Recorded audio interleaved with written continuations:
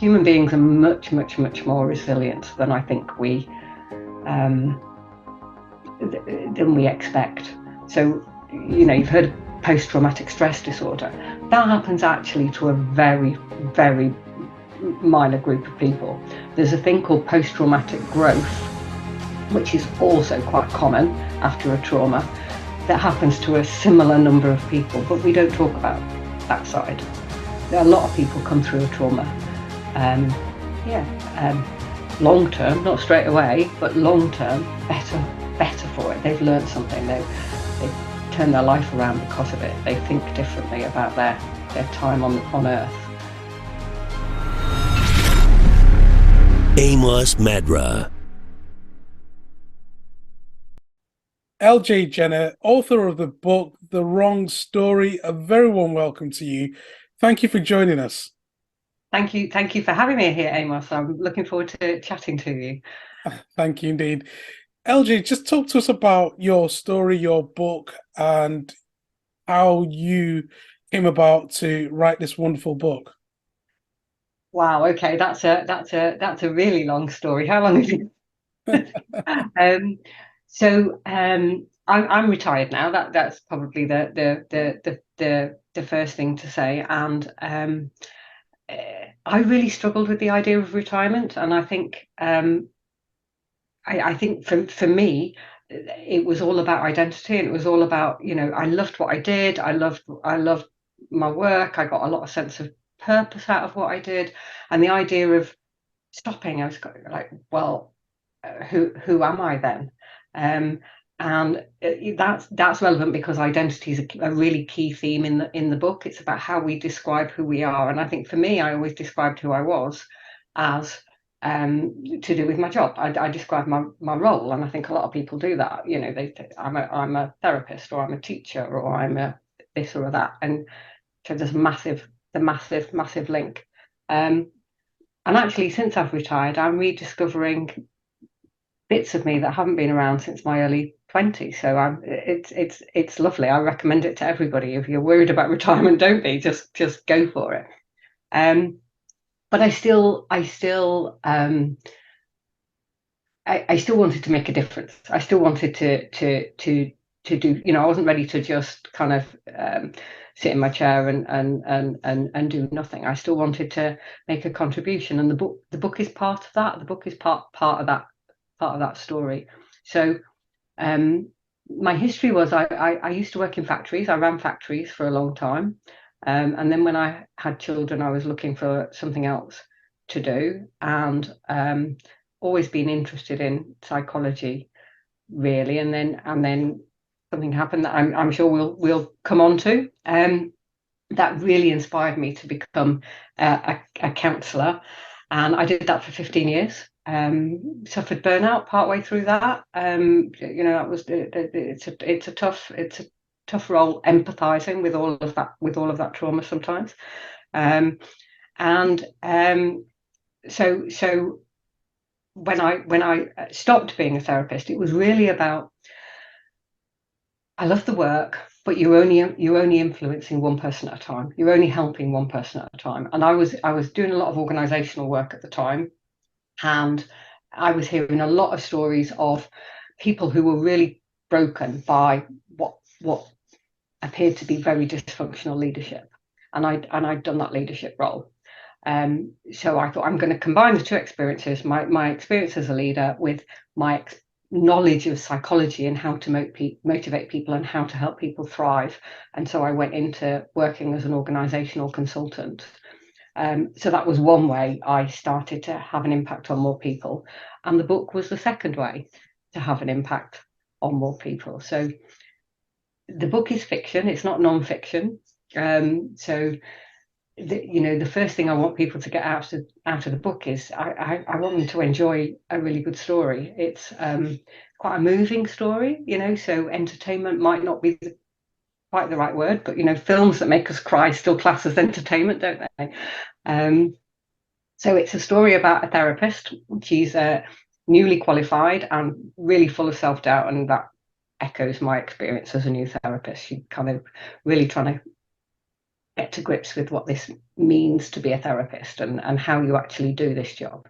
And it's about her relationship with 3 particular clients over a space of about 10 years. And these clients really get under her skin and end up completely derailing her and making her question everything she thought she knew about who she actually is. So you've got the client's individual stories, and you've got the therapy story. She's got a secret of her own.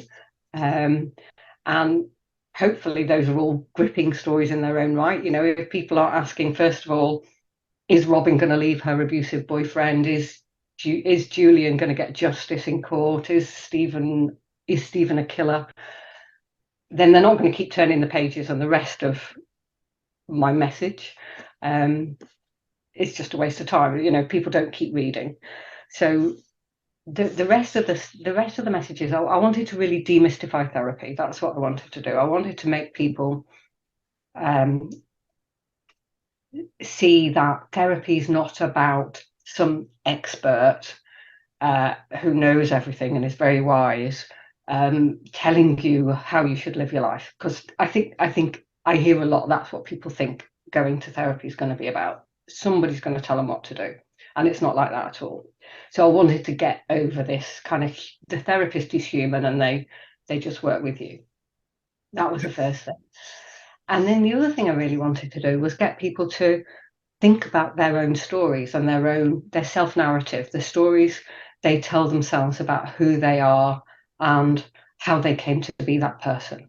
Because a lot of the work of therapists, not all the work, but a lot of the work of therapists is unpicking those stories. It's actually offering different perspectives and helping people to see themselves differently, because often we come to conclusions about who we are when we're very, very young. It's based on a really immature interpretation of childhood events. And we never rewrite those. We never rewrite those. So if the carers in our life are, for whatever reason, incapable of loving us, as a child, we'll take that on as I'm unlovable. And you carry that story with you forever. It might be that the parent is an alcoholic, is emotionally unavailable, is even just really stressed at work, or is abusive, you know, and the shame sits with the adult in that role. But children quite often take that on and carry that forward. Does that make sense at all? No, absolutely, absolutely. There's so much good to this. There's so much that I'd love to unpick. I think I wouldn't even know where to begin with. I think, you know, you bring so much value. Thank you again just for being here today and for writing this book. You know, what a wonderful book. And again, to look at the role of a therapist and just to, you know, as you said, you know, we've always got this assumption that they've got all the answers and perhaps, you know, they know exactly how we should respond to particular issues. And of course, life is a lot more complicated than that because they are human to themselves. And again, it's that emotive factor, isn't it? It's how do we manage our emotions, and Exactly. even from a professional perspective. And I think your book brings that drama to the front. But Absolutely. She learns as much from the clients as the clients learn from her, and it's about that relationship. But it's interesting what you say. So the most common reaction I would get when I said that I was a therapist, if you know, you meet people socially and they say, what do you do? Would be, oh, are you analysing me? And you know, I wish I was that clever. Yeah, but it really isn't about analysing. It's about helping the person hear themselves.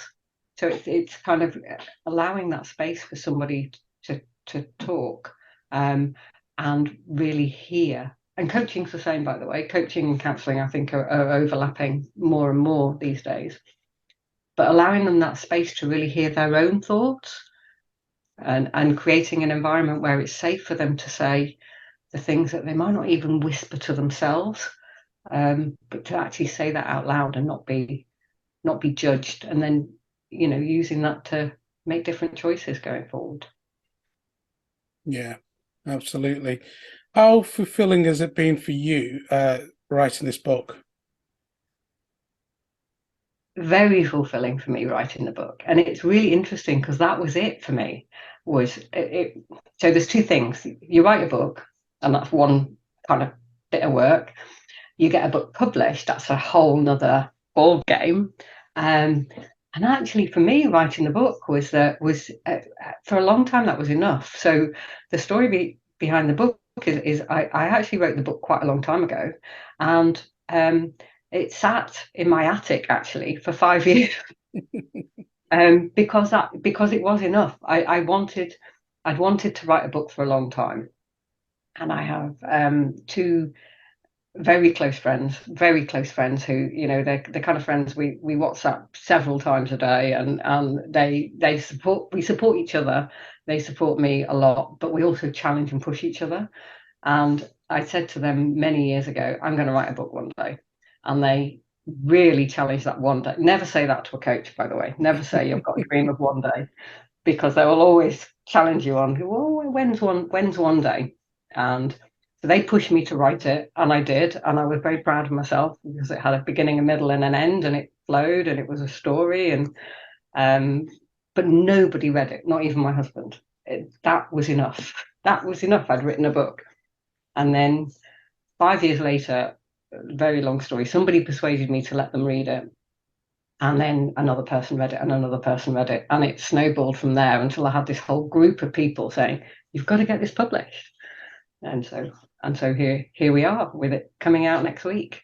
So yeah. And the timing couldn't have been any better. And, you know, you think about where we are today. We're trying to get kids to read more, and of course, even adults as well need to read a bit more on a week of mental health awareness. And there's so many factors. And I know it's fiction, but I think there's so much that we can still take from this. And, you know, you think about the dramas that unfold in these characters' lives. You know, we could easily think of people, apart from the murder side of things, of course, people who are going through similar sort of things in life. Did you do that on purpose, to picking out the characters? Did you want to make it people who would be someone that lives next door, perhaps? Absolutely. I think characters have got to be relatable. They've got to be people that you can imagine. You can imagine it happening to you, or you can imagine it happening to somebody you know, because that way you get invested in the characters. And I think you're right. It's a great time. It's Mental Health Awareness Week this week, and the fascination in mental health is growing all the time. But I think there's still more conversations to be had about the detail under the headlines. So I think it's okay these days to say I suffer from depression, or I've got anxiety, or even I was abused as a child. But we're still not great at talking below those headlines. We're still not great at actually being comfortable with the detail underneath. And I suppose I wanted to share similar stories to the stories that I heard in the counselling room. Obviously, not the same stories. So when I used to tell people I was a therapist, there was this huge fascination in people wanted to know what I did. And of course, I couldn't talk about it. I still can't talk about what I actually did because it's totally confidential. So I did the next best thing, and I made up some similar characters, but they're very realistic characters, and the dialogue is exactly the same as the things that I would have discussed. But coming back to your original question, if I take, for example, Robin, who's one of the main clients. Robin's very young, and she's in the early stages, the in-love stages of probably her first relationship, and her boyfriend's just hit her. And I really wanted to write that domestic abuse storyline in a way that made people think about the victims in a different way. I think there's a lot of judgment around women that stay in those kind of relationships. You know, I think from the outside they're always black and white.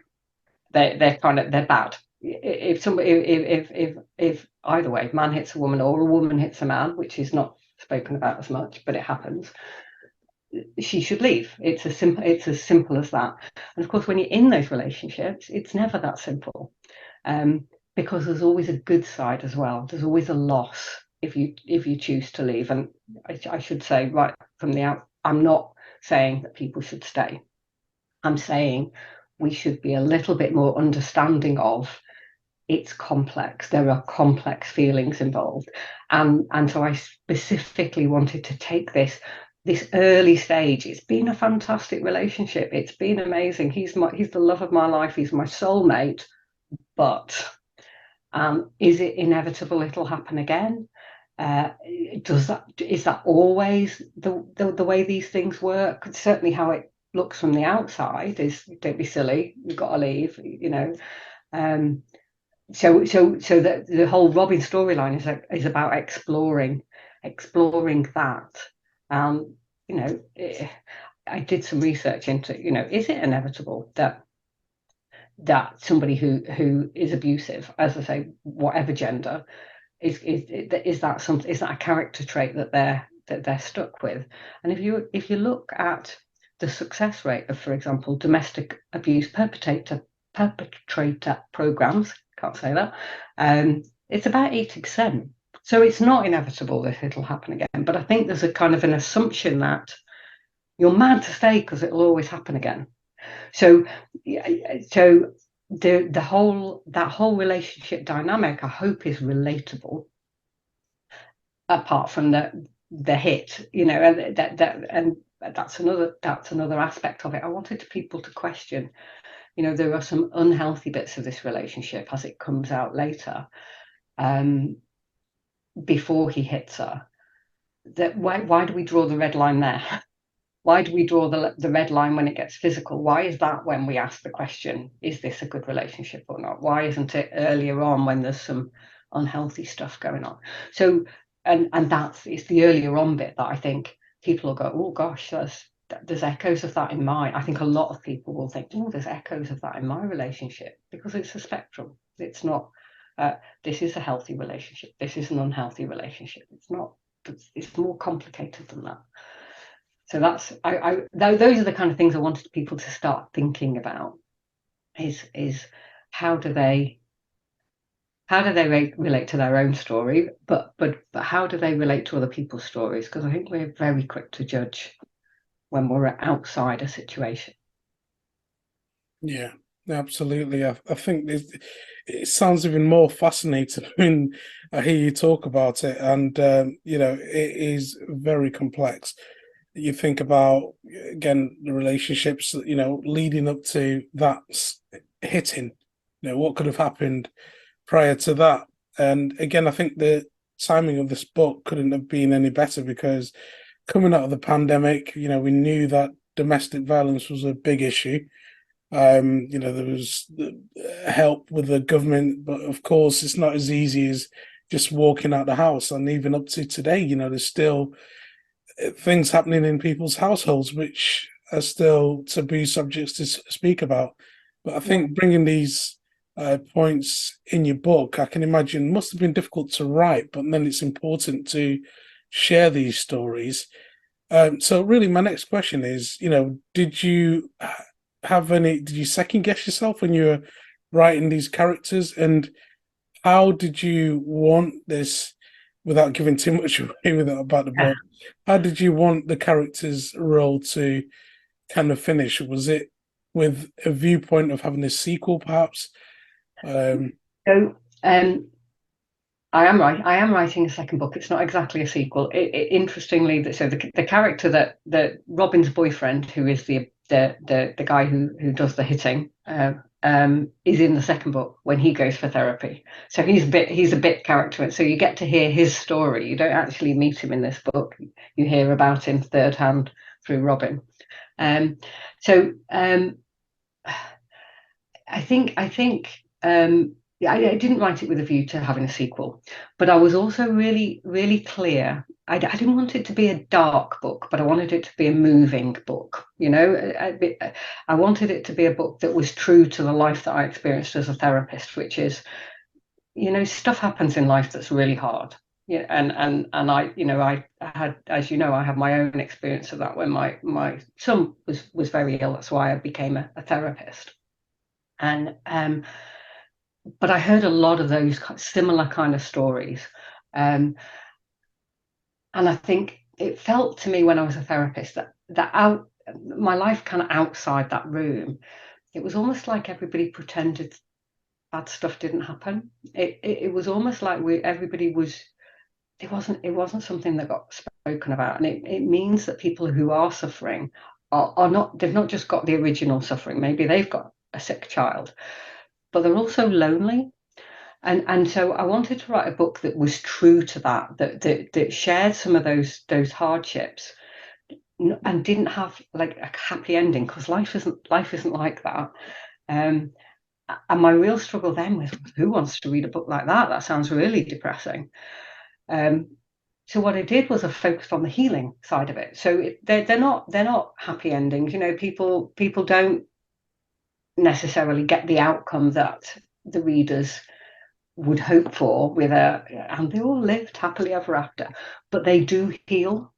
And I think that is much more true to life. And that was quite important to me, that to find a way of not having the happy ever after, but having the healing and telling the stories of we battle through life, but actually we come through the other side. Human beings are much, much, much more resilient than I think than we expect. So, you've heard of post-traumatic stress disorder. That happens actually to a very, very minor group of people. There's a thing called post-traumatic growth, which is also quite common after a trauma, that happens to a similar number of people, but we don't talk about that side. A lot of people come through a trauma, long term, not straight away, but long term, better for it. They've learned something. They turn their life around because of it. They think differently about their time on Earth. So yeah, it was about that spirit of human resilience. Because the other thing people used to say to me is, don't you get sick and tired of listening to people moan as a therapist? My goodness me, it was not like that. I met some amazing people, and I am in awe of people who come for therapy, because it's a brave, brave, brave decision. And what they're saying is, I want something better than this. I want to feel better than this. I want my life to be better than this. And I feel so strongly about that. I'm going to go and talk to a stranger about my deepest feelings. That's a brave thing to do. And I was humbled by the vast majority of my clients. They were amazing people. Yeah, it's such a cathartic experience, and of course, the braveness of these individuals to come and to speak to you and to open up, and again, that resilience that they gain at the end that you said there. And I think that's the most rewarding part, and it gives us hope regardless of where you find yourself. If you push on through, we find that we will bounce back. And I think sometimes that's the difficulty, isn't it? I don't want to bounce back. How do I know I've got it in me to bounce back? Yeah. What do you think we could all do as individuals just to be a bit more resilient? I think there was something in the words you used then. You said about pushing through, and I think that's what we all think we should do, is push through. And there's definitely a time for that. I'm not saying that's a bad thing, but I think it's a very British, stiff upper lip thing to do. There's too much emphasis on that, and I think one of the things that we now know really helps is to be a bit kinder to yourself than that kind of just pushing through adversity, and maybe be a bit more vulnerable, a bit more accepting of the fact that maybe this feels pretty rough right now. And of course, I would say you talk to people, and that doesn't have to be a therapist, by the way. It doesn't have to be a coach or a professional. Sometimes people find that easier because it's somebody outside their life, so they don't have to. One of the theories of why therapy works is you're talking to somebody that you never have to meet again. If you say something and regret it and feel overexposed, you never have to see this person again, and that makes it feel safer than somebody who maybe is in your life the whole time and say, do you remember that thing you said last month, and won't let it go. But talk to somebody. Yeah, it's a cliche, isn't it? It's all over the news in terms of mental health. But talking, we know, really, really does help. And we're starting to understand the neuroscience behind why talking helps. So there's a thing by a neuroscientist called Dan Siegel, talks about name it to tame it, and it's about the neuroscience of why using language and actually putting your emotions into words, which bits of your brain that connects together and actually kind of it takes the intensity out of the emotion.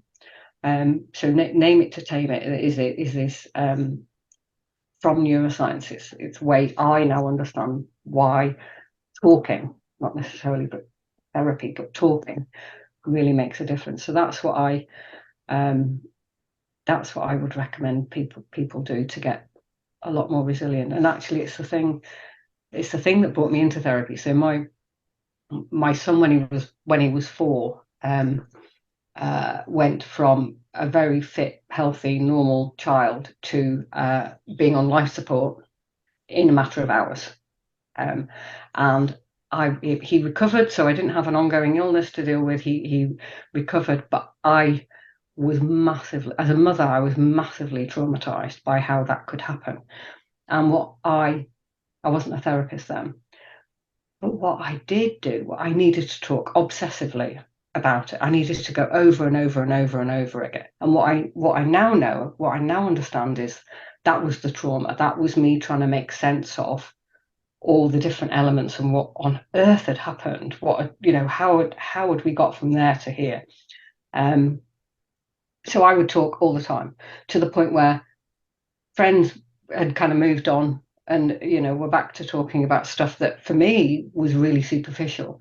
So I'd find strangers at bus stops to tell the story to, because I needed to still talk about it.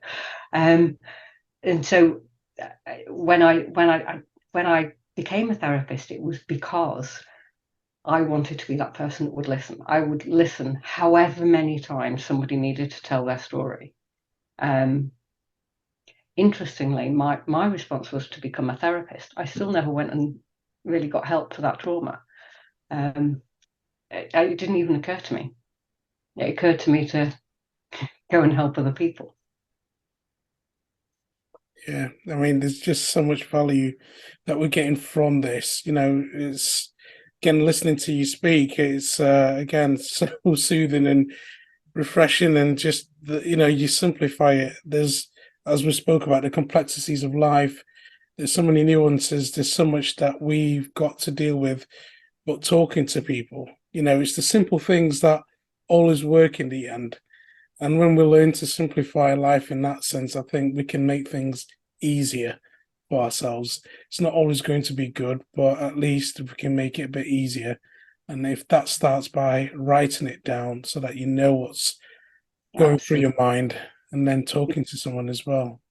Yeah, writing it down, I think, so I'm not as disciplined as I would like to be, but journaling really helps me as much as talking to another person, when I'm trying to figure out what it is that I'm feeling, what it is that I'm going on, that's going on for me.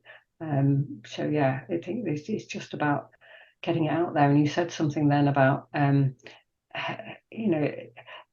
making life easier. I think hopefully the days are long behind us where we felt like life just had to be difficult and we just have to get on with it. It doesn't have to be like that. And I'm guessing from your work that people can do very simple things to improve and make their own life easier or more satisfying.